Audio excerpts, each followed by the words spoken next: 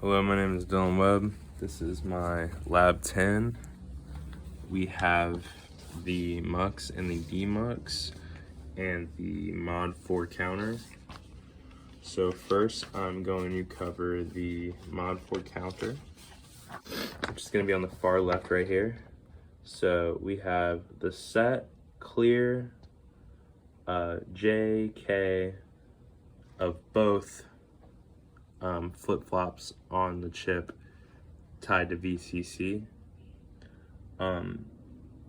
We then have the output Q going into the clock input of the second flip-flop on the same chip. We have the initial clock signal routed to a logic switch.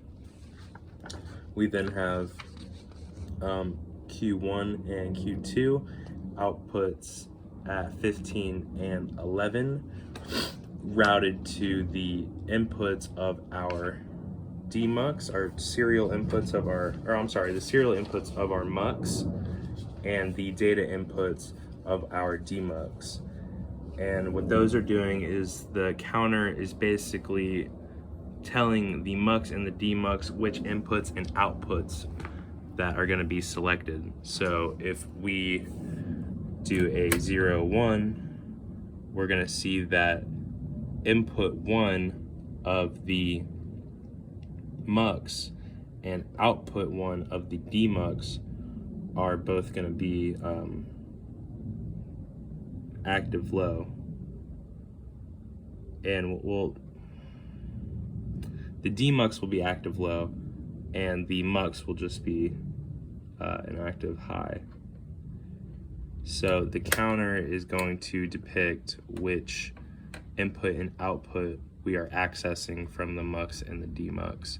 So if we have a 1, 0, which is equivalent to 2, then we'll see I2 and Y2, so input 2 and output 2 of the mux and demux. So yeah, that's what the counter is doing for our circuit.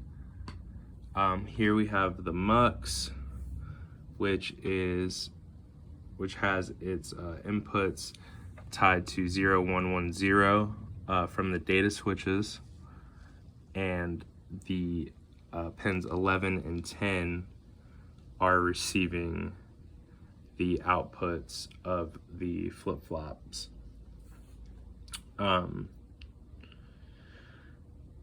C, pin 9 or input C of the mux is grounded, and the enable, which is 7, is also grounded, so that our mux is enabled. The output, which is going to be it's W on multi-sim, but on here I believe it is Z, so our Z output, which is active low, also is being routed to our LED 3, just so we can see that when we cycle through, so we can see that it goes low whenever we are accessing data from the mux and the demux, and then it'll go back high whenever our mux is disabled.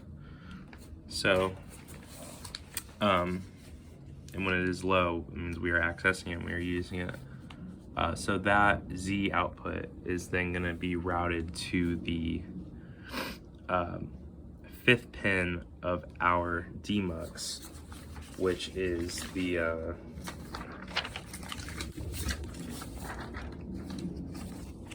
5th pin of the demux, which is going to be an enable as well, and that enable is active low. So we have to send a low out of the mux in order to enable the demux afterwards. So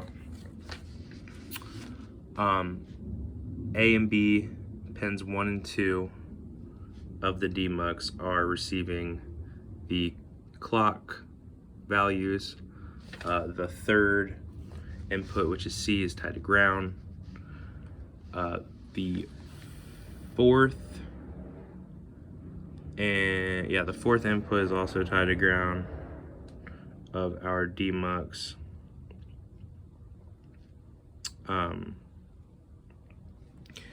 And our fifth input is receiving the mux of the demux, and our sixth input is going to VCC,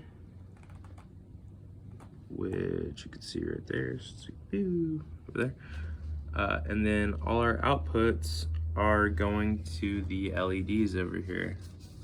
So they're going in a proper order so that if one is selected, this is Y1, Y2, Y3, and that's Y0. So that's Y1, we're at 1, we go to 2, that's Y2, we're at 2. So yeah, that is my lab 10. Kind of elaborate and long-winded explanation, but